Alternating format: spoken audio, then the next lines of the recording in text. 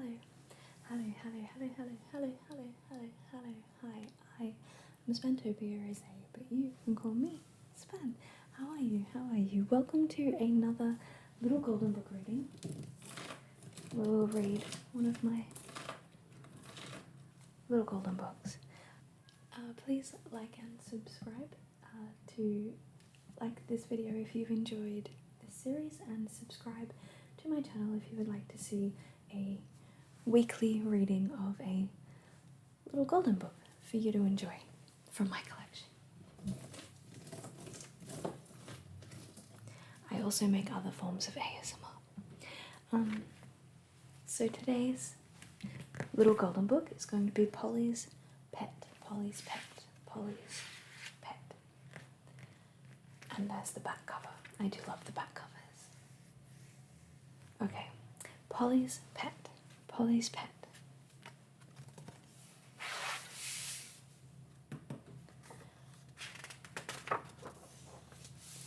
Polly's pet is fed up. He is sick and tired of being pushed around and poked and being shoved and dragged all over the place. He wishes that Polly and her brother would leave him alone.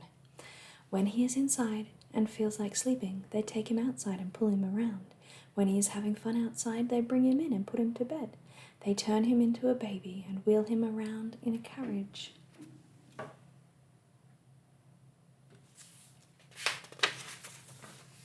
Polly's pet is so mad at Polly and her brother that he wants to bite or scratch or pinch them, but the rules say no biting and no scratching and no pinching. Polly's pet does not want to get into trouble, so he does not bite or scratch or pinch. Instead, he decides to run away.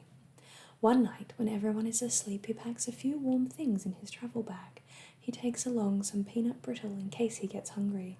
Then, without making any noise, he opens the window and crawls out. Polly's pet walks and walks until he gets tired. Just then a taxicab drives up and Polly's pet calls, "Stop, please take me to the airport," and off they go. At the airport, Polly's pet buys a ticket to go up north. "Hurry," says the man at the desk, "the plane is ready to leave." Polly's pet runs as fast as he can and he makes it just in time.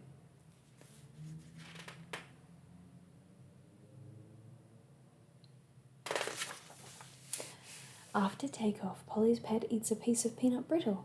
The flight attendant brings him a glass of milk and an apple. She sits down beside him and asks, "Who are you?"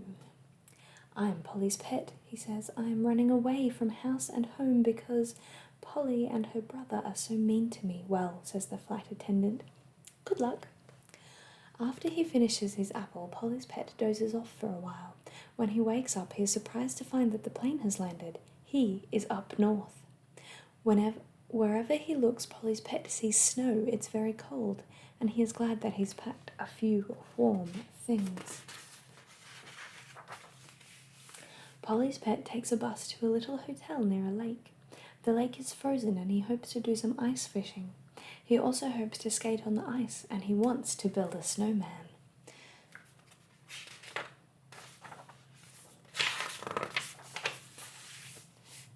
Meanwhile, back home, Polly and her brother are crying. They are sad and worried and upset because Polly's pet has run away. They don't know where he is and they don't know what to do. Of course, Polly's pet is safe up north. After a good night's sleep, he makes plans for the next few days. First, he goes ice fishing. He catches a big fish, which he cooks for dinner.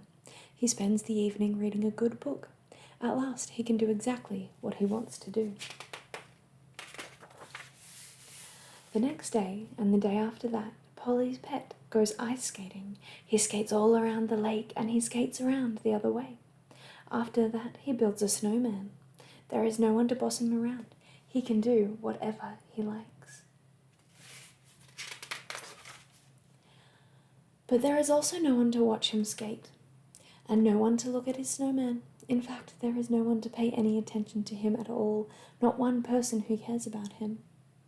The other people at the hotel all have their own pets, and they are not interested in him. He is all alone.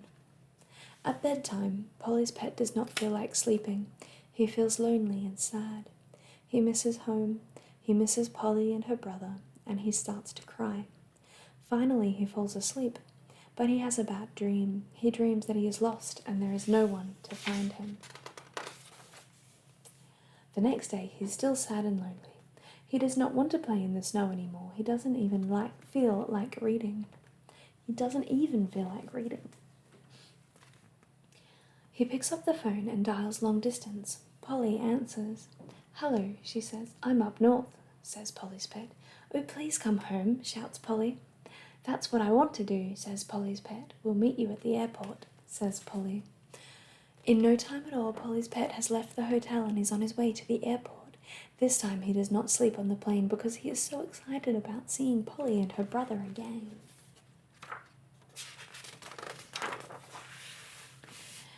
They are at the airport to meet him. What a joyful reunion. The taxi, Polly's pet sits between Polly and her brother, and they both hug him because they are so happy to see him.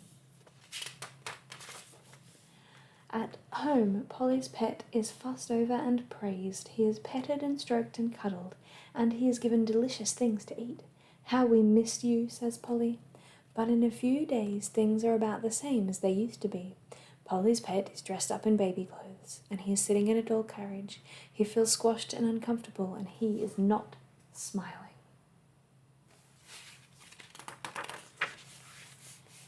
However, Polly's pet does not mind so much anymore. He is only a little bit cross and a little bit fed up. Things could be a lot worse, and he is not sad or lonely anymore. And even if he cannot do what he wants to do all the time, it is not so bad. When it comes right down to it, home is really where he wants to be.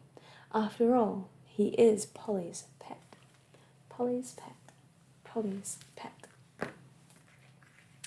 And that is today's reading of A Little Golden Book. I hope that you enjoyed it and got some sort of calm or peace from Polly's pet. Alright. Thank you so much for being here, and I will see you next week. Alright, good night. Good night, sleep well. Good night, sleep well. Good night, sleep